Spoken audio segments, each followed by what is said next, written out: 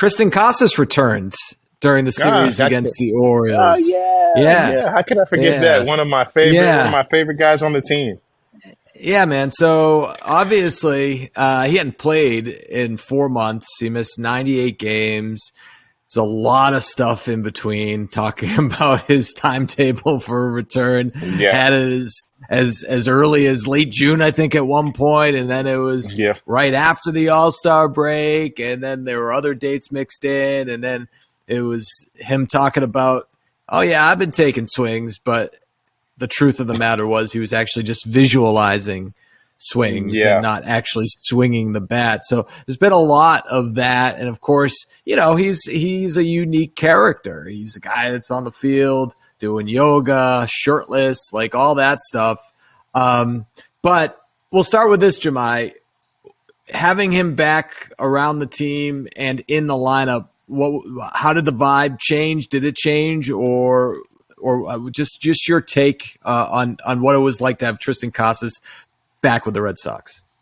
I mean, from my perspective, it was a injection of life and energy, just because of the type of person he is, the personality that he is, the great conversations that you have with him about hitting or life. I mean, anything really. So I felt like it was a shot in the arm in that regard. And then, he played in 11 minor league games. Right. And as you mentioned, like the first initial timeline, I think that we talked to him about was June 26th or around there. Absolutely feeling positive about, his return at that time and thinking that was going to be a viable option because this injury, I mean, this happened in April. We were in Pittsburgh at the time. So you mentioned it, almost 100 games missed before he finally made his way back. But it was against Toronto. Surprisingly enough, who the Red Sox are prepared to host for a 5-game series, that he was expecting to come back in June. That didn't happen. Started to get pushed back even more than that. But finally having him back has been great. The offense, seemingly, I guess when you can hit, you can hit. It's like Chris Sale used to tell us, I should be able to get out of bed and throw strikes. So it's like if you're a hitter, you can do that, and the muscle memory kicks in, and if that's one of those skills that you have that are elite, I don't think you needed that much minor league games to get that back. But for him, he said it was all about finding the ability to do that pain free, and to this point, it's going to be something that you manage as far as the pain tolerance and the discomfort, so to speak. But as he talked about, everybody is kind of feeling something at this point. So as long as it's not going to hinder me or hurt me, and it's going to improve eventually, then if I can do that and swing and have my elite bat speed, then I want it to be in there.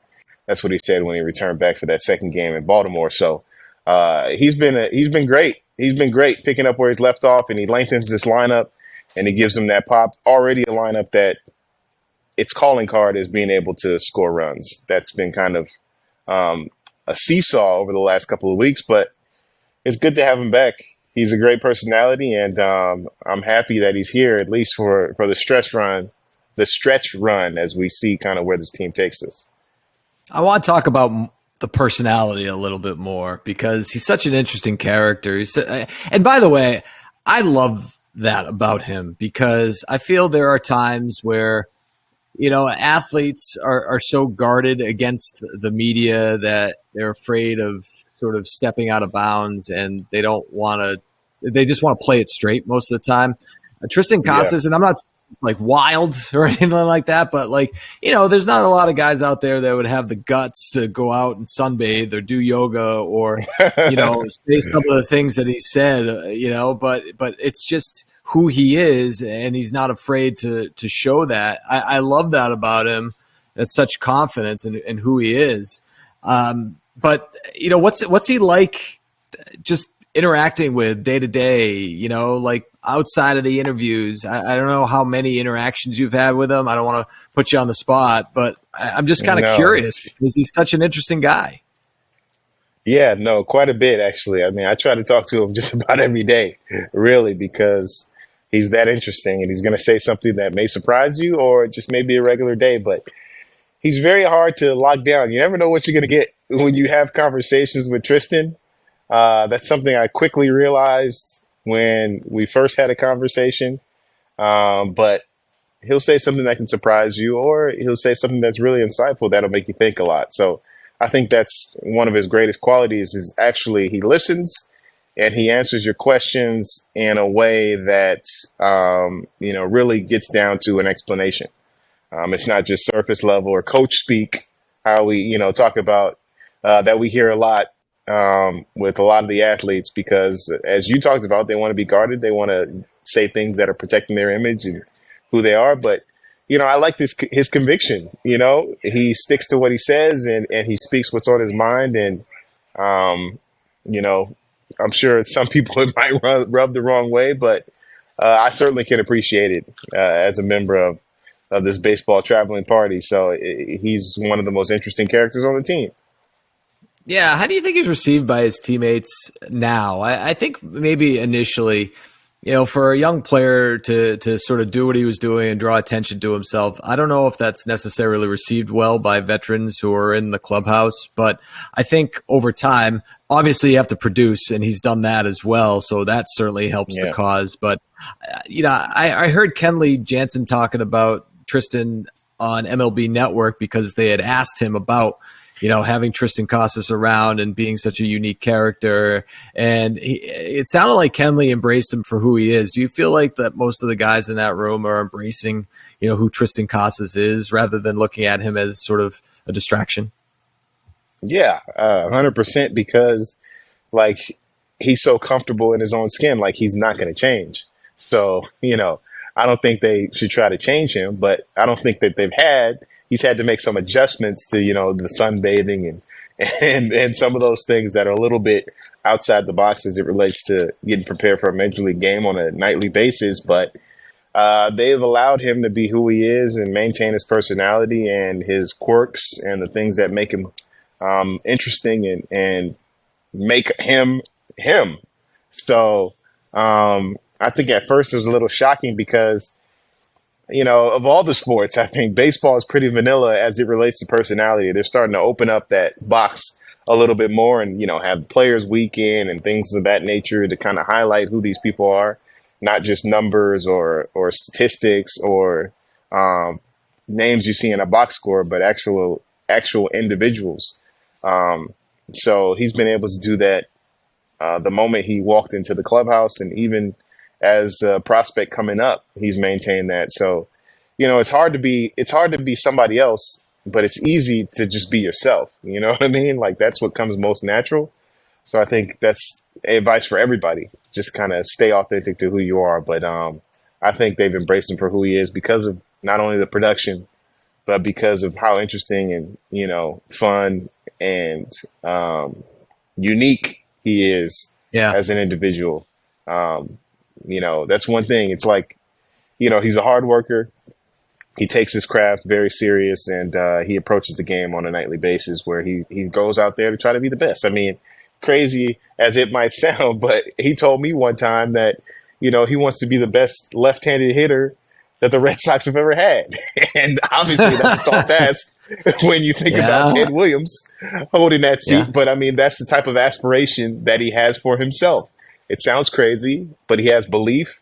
He believes in his art, his craft. He believes in the work that he puts in, and he believes in himself. So who's to say that when it's all said and done that he may not accomplish some of these things that appear to be lofty goals for a player who's in his second, third year as a professional?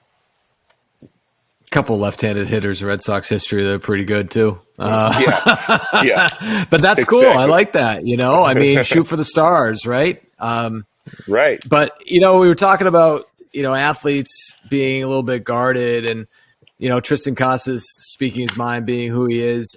It's not that, and I'd be interested to get your perspective on this too. I feel like nowadays with social media, athletes are more willing to show their personalities through social media, and sometimes they hold back with the conventional media, right? And it's I've talked to athletes that have been they give sort of the cookie cutter response, and it's fine. You satisfy your obligation and you speak with the media.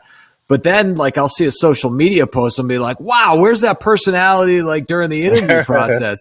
You know what I mean? Like, I feel like nowadays, like, you see a lot of these athletes who don't say much in front of the camera or to reporters, but they're willing to sort of, put themselves out there a little bit more on social media. And I'm not sure if they feel more comfortable on that platform or if it's because they want to sort of keep their social media as a place to express themselves and it's their account versus like talking to us or members of the media. What's your take on that? I mean, it's an interesting thing for sure. I think there's some more brand awareness for what people are putting out there. And, I think players want to build their following as it relates to that. It was with the advent of social media, it's an ability for them to have conversations with the fans directly as well. So usually, and still in many aspects, their voice is through members of the press, and that's how they get things that they want out there, and that's how they speak to the fans. And there's still a faction of people who kind of hear from these players through that lens. But a lot of people, some of the older ones especially, aren't on Instagram and TikTok and Facebook, and maybe Facebook is probably more in line with some of the old, AOL exactly. But a lot of these people aren't there, so having that ability to talk to them directly and then also put out there what you want is great for some people, and it works for endorsements and advertisements, and there's money to be made out there. So trying to capitalize on that market is important to a lot of players. So we see that. Where, they're not like this with us, you know what I mean, so to speak, but you can kind of see more of their personality along their social media activity.